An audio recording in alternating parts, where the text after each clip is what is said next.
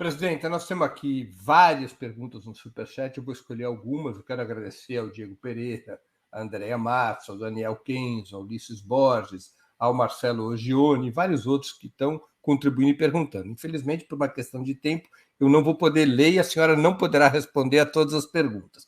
Mas eu vou escolher uma pergunta do Daniel Kenzo, que ela é importante. Bom dia, presidenta Dilma. Qual é a importância dos BRICS para o nosso desenvolvimento? Eu vou até engatar com uma do Diego Pereira, que é semelhante. Bom dia, Breno. Presidenta, o capitalismo guiado pelo Estado na Rússia e na China colide fortemente com o neoliberalismo do eixo Nova York e Londres. Nessa disputa, qual deve ser o nosso papel e o do BRICS? Então, são duas perguntas sobre o papel do BRICS numa estratégia, na política externa, digamos, que o Brasil deveria adotar.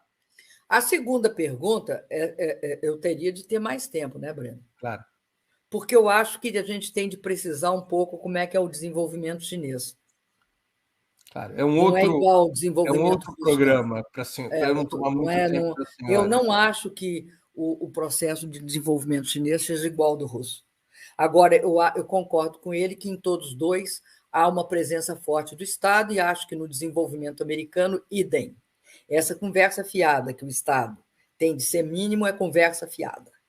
Bom, voltando à questão dos BRICS, eu considero que uma das melhores ações e iniciativas dos BRICS tomadas no governo brasileiro pelo presidente Luiz Inácio Lula da Silva, tá? Foi a criação dos BRICS. Os BRICS foram criados em 2008, 2009. Vejam, era um momento em que estava visível que tinha um problema no mundo com a crise financeira. E os BRICS é o reconhecimento do seguinte: não era possível que continuasse havendo o G7 como o representante e a discussão fundamental internacional.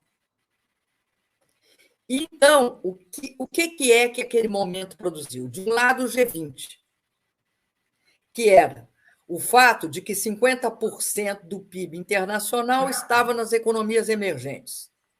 Mas, de outro, produziu uma iniciativa de algum grupo, de um certo grupo de países, que era o chamado Os Emergentes.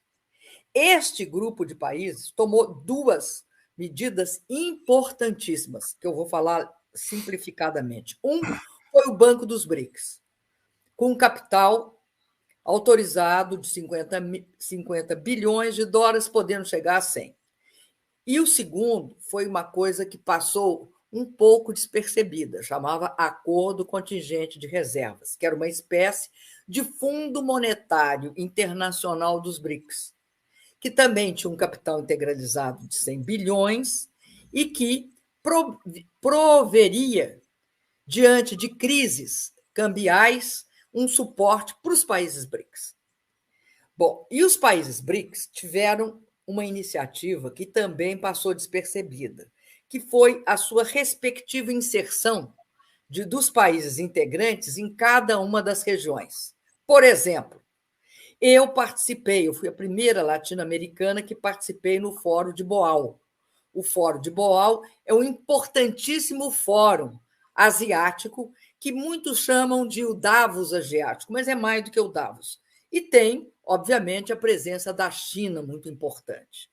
E também tive acesso à questão do Acordo de Xangai, eu esqueci o nome direito dessa relação.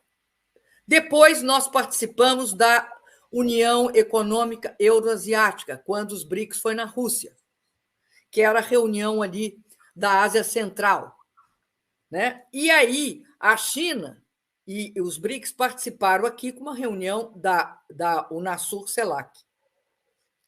Então, o BRICS ele é absolutamente importante, porque eu acho que continua sendo essencial o fortalecimento dos países BRICS. É óbvio que, nesse período recente, houve um problema com o B e o I. Mas problemas com o B e o I que são superáveis. Porque essa relação dos BRICS... O B é o Brasil, o I é a Índia, pessoal. A Índia. a relação com o I, eu acho que a relação da Índia, porque fala o seguinte, eles conseguiram tirar o B e o I. Não. A relação da Índia, eu acho que ela tem uma relação mais complexa do que aparece, que é a relação dela com a Rússia. Né? A China, aliás, a Índia é uma grande consumidora de armamentos russos. E a Rússia tem uma relação bastante histórica, Claro. assim, né, que remonta à formação do recente, né, da independência hindu, e também isso desde a União Soviética, essa relação existe. Claro.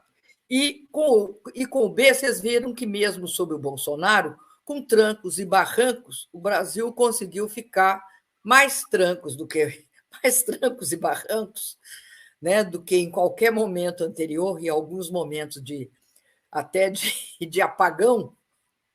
Nós não comprometemos totalmente essa relação. Mas eu acho que ela tem uma dimensão internacional fundamental.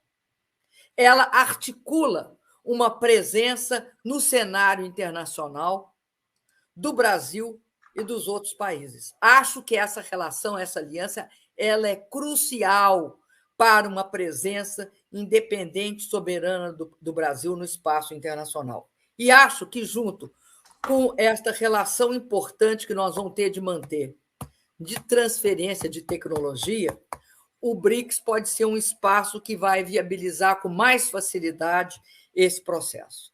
E acho importante que essa relação regional se desenvolva e cada vez mais cresça.